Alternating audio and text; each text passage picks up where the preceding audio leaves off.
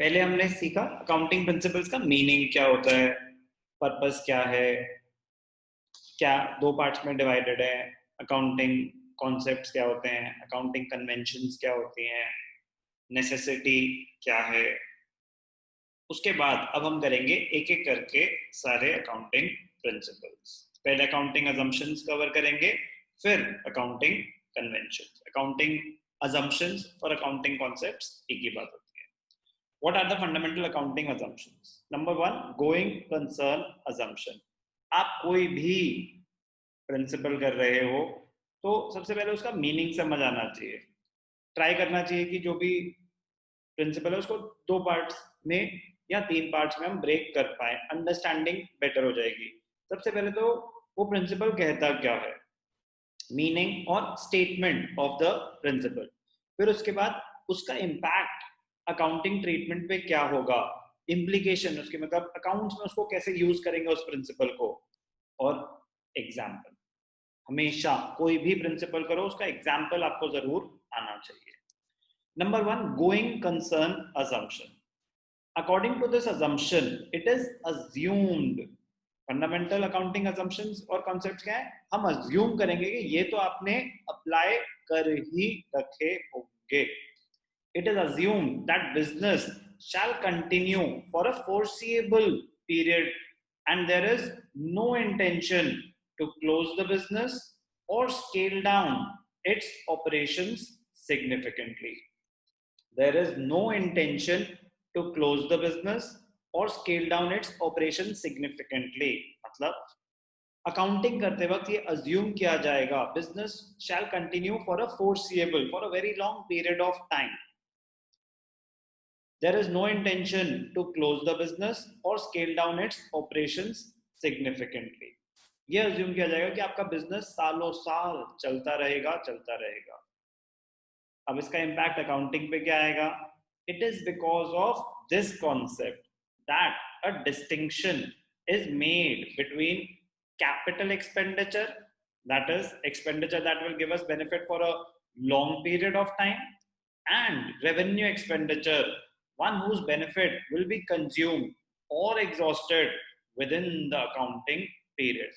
It is because of this accounting concept that we differentiate between capital expenditure, आप कोई asset खरीद रहे हो तो उसकी ट्रीटमेंट अलग होती है, एंड रेवेन्यू एक्सपेंडिचर, आप सैलरीज दे रहे हो तो उसकी ट्रीटमेंट अलग होती है। सैलरीज को हम करेंट पीरियड का ही पूरा एक्सपेंस मान लेते हैं।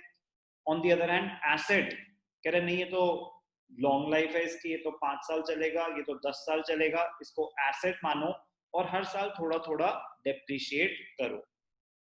तो जब आप ये अकाउंटिंग ट्रीटमेंट अप्लाई कर रहे हो कि ये एसेट है, ये 10 साल चलेगा, इसको पूरा का पूरा एक पीरियड में एक्सपेंस मत मानो, इसको एसेट मानो, इसको हर साल थोड़ा थोड़ा डेप्रिशिएट करो।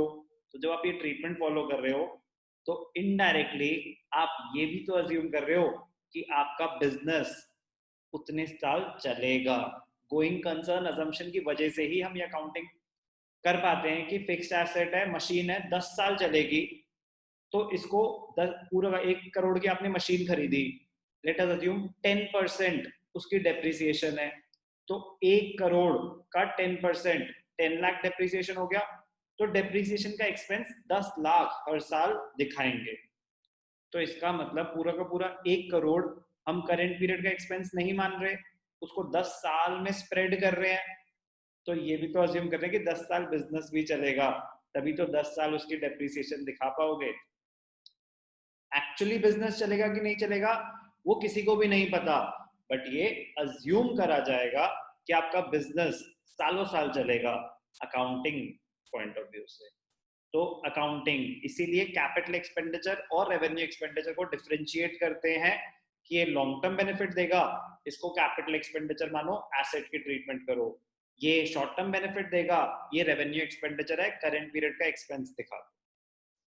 On the basis of this concept, fixed assets are recorded at their original cost and they are depreciated in a systematic manner over their expected useful life.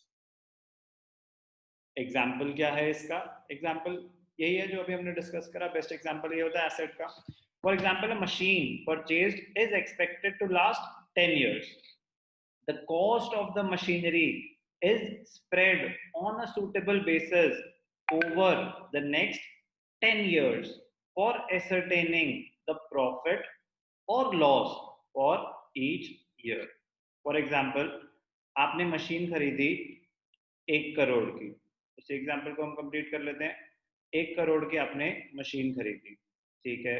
अब लाइफ 10 years है, तो let us assume rate of depreciation क्या है? Rate of depreciation है 10% per annum, 10% per annum. तो depreciation हर साल की depreciation per annum क्या हो जाएगी? 1 करोड़ डिवाइडेड बाय 10। तो 1 करोड़ डिवाइड बाय 10 कर लो, या 1 करोड़ का 10% निकाल लो, एक ही बात है। तो आपका आ जाएगा 10 lakhs per annum, 10 lakhs per annum. 1 crore का 10% अगर आप निकालोगे तो 10 lakhs उसकी डेप्रिसिएशन आ गई पर एनम। हर साल 10 लाख की डेप्रिसिएशन दिखा रहे हो 10 सालों तक, तो आप ये भी तो अज्यूम कर रहे हो कि बिजनेस आपका 10 साल चल रहा है। The total cost of the machine is not treated as an expense in the year of purchase. उस पीरियड का एक्सपेंस नहीं माना जाएगा, उस पीरियड के लिए वो एक एसेट माना जाएगा, हर साल थोड़ा थोड़ा डेप्रिशिएट होता रहेगा। इंपॉर्टेंट अजम्पशन है गोइंग कंसर्न अजम्पशन। ये अज्यूम करा जा रहा है कि आपका बिजनेस सालों साल चलेगा, there is no intention to close the business or scale down its operations significantly. जब तक बिजनेस बंद ना हो जाए तब तक अकाउंटिंग में हम ये अज्यूम करेंगे कि गोइंग कंसर्न अजम्पशन लगी हुई है। चाहे बिजनेस लॉसेस में है उससे फर्क नहीं पड़ता कि फिर तो ये बंद ही करना पड़ेगा। अरे करना पड़ेगा जब, तब बंद कर देंगे ना। जब तक बंद नहीं करते, जब तक बिजनेस चल रहा है, तब तक उस पे गोइंग कंसर्न अजम्पशन वैलिड